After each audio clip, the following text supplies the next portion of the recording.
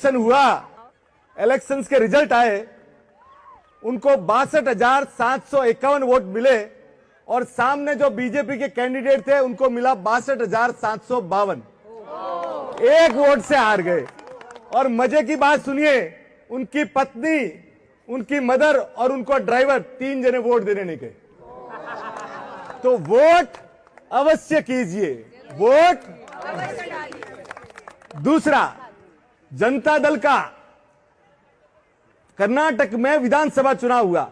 एक तरफ जनता दल एस से सूर्य कुमार थे, उनके सामने थे उरुगेन जो कांग्रेस के कैंडिडेट।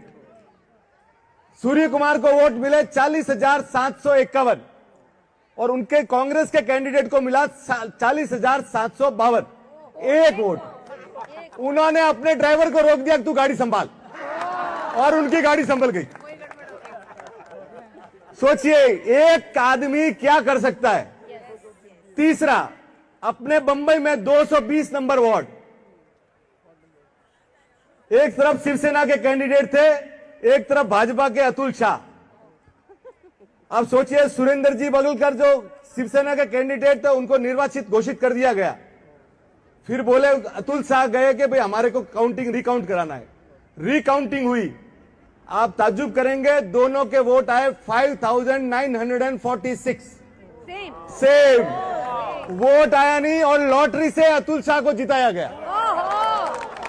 तीसरा, आपका एक वोट क्या करता है। 1917 दुनिया के सबसे महानतम पुरुषों में से एक सरदार पटेल एक वोट से म्युनिसिपल कॉर्पोरेशन का वोट हार गए थे, सिंगल वोट।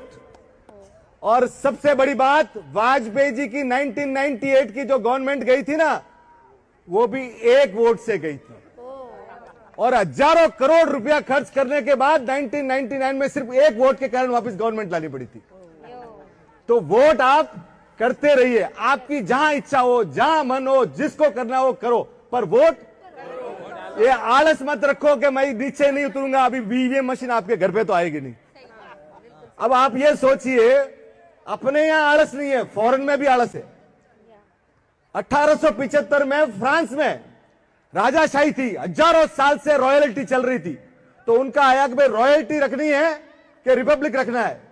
तो इलेक्शंस हुए, अब राजा लोग हैं, देर से उठे, एक वोट से रॉयल्टी हजारों साल की चली गई और 1875 से आज दिन तक फ्रांस रिपब्लिक है। एक वोट। आप सोचिए 1932 में हिटलर नाजी जर्मनी जीत के आया, उसकी पार्टी का जो वो कितने वोट से जीता था मालूम है? सिर्फ एक वोट से। अगर उस दिन वो आदमी हार गया होता तो दुनिया में 8 करोड़ लोग सेकंड वर्ल्ड वॉर में नहीं मारे जाते। तो आपका वोट कितना महत्वपूर्ण है, आप सोचिए, वोट दीजिए। तीसरा, अपने को लगता है ना, आप अगर यूएस जाते हो, आज आप इंग्लिश में बात करते हो, यूएस में 1775 में एनेक्स हुआ कि भाई अपनी लैंग्वेज कौन सी रखनी, जर्मन या इंग्लिश, और एक वोट से इंग्लिश किया गया। आज भी वहां पे जो इंग्लिश बोली जाती है ना, सिर्फ एक वोट के कारण है। अपने यहां नहीं है कि भाई ऐसा नहीं है। अमेरिका के 3 प्रेसिडेंट, जेफरसन 1800 से 1824 और 1876, 3 प्रेसिडेंट ऐसे हुए जो सिर्फ एक वोट से जीते, सिर्फ एक वोट से। आप अंदाजा लगाइए, दो आपको अभी जो लेटेस्ट में हुए थे, JF कैनेडी और George W Bush, presidential system, करोड़ों वोट पड़े और 200-500 वोट से ये दोनों जीते थे।